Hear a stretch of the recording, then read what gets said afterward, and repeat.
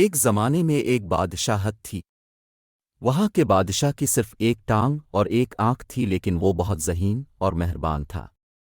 اس کی سلطنت میں ہر کوئی اپنے بادشاہ کی وجہ سے خوش و خرم اور صحت مند زندگی گزارتا تھا۔ ایک دن بادشاہ محل کے دالان سے گزر رہا تھا اور اس نے اپنے آباء و اجداد کی تصویریں دیکھیں۔ اس نے سوچا کہ ایک دن اس کے بچے اسی دالان میں چلیں گے اور ان پورٹریٹ کے ذریعے تمام آباء و اجداد کو یاد کریں گے۔ لیکن بادشاہ نے اپنا پورٹریٹ پینٹ نہیں کیا تھا۔ اپنی جسمانی معذوری کی وجہ سے اسے یقین نہیں تھا کہ اس کی پینٹنگ کیسے نکلے گی۔ چنانچہ اس نے اپنی اور دوسری ریاستوں کے بہت سے مشہور مصوروں کو دربار میں مدعو کیا۔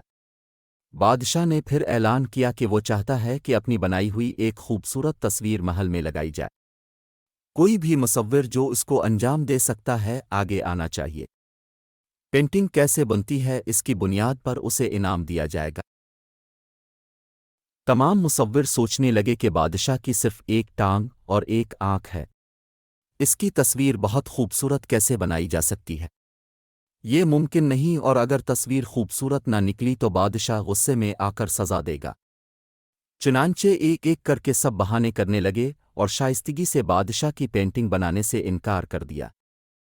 لیکن اچانک ایک پینٹر نے ہاتھ اٹھا کر کہا کہ میں آپ کا بہت خوبصورت پورٹریٹ بناؤں گا جو آپ کو ضرور پسند آئے گا۔ بادشاہ یہ سن کر خوش ہوا اور دوسرے مصور بھی متجسس ہو گئے۔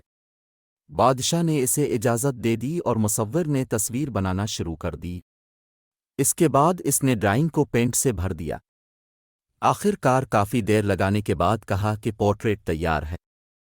تمام درباری اور دیگر مصور متجسس اور گھبرا کر سوچ رہے تھے کہ بادشاہ جسمانی طور پر معذور ہونے کی وجہ سے پینٹر بادشاہ کی تصویر کو کیسے خوبصورت بنا سکتا ہے۔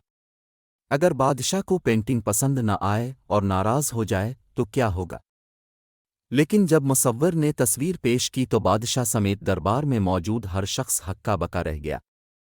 پینٹر نے ایک پورٹریٹ بنایا جس میں بادشاہ گھوڑے پر بیٹھا تھا، ایک ٹانگ کی طرف کمان پکڑے ہوئے تھا اور اپنی ایک آنکھ بند کر کے تیر کو نشانہ بنا رہا تھا۔ بادشاہ یہ دیکھ کر بہت خوش ہوا کہ مصور نے بڑی چالاکی سے بادشاہ کی معذوری کو چھپا کر ایک خوبصورت تصویر بنائی ہے۔ بادشاہ نے اسے بڑا انعام دیا۔ اخلاقی سبق: ہمیں ہمیشہ دوسروں کے بارے میں مثبت سوچنا چاہیے اور ان کی خامیوں کو نظر انداز کرنا چاہیے۔ ہمیں کمزوریوں کو چھپانے کی بجائے اچھی چیزوں پر توجہ دینا سیکھنا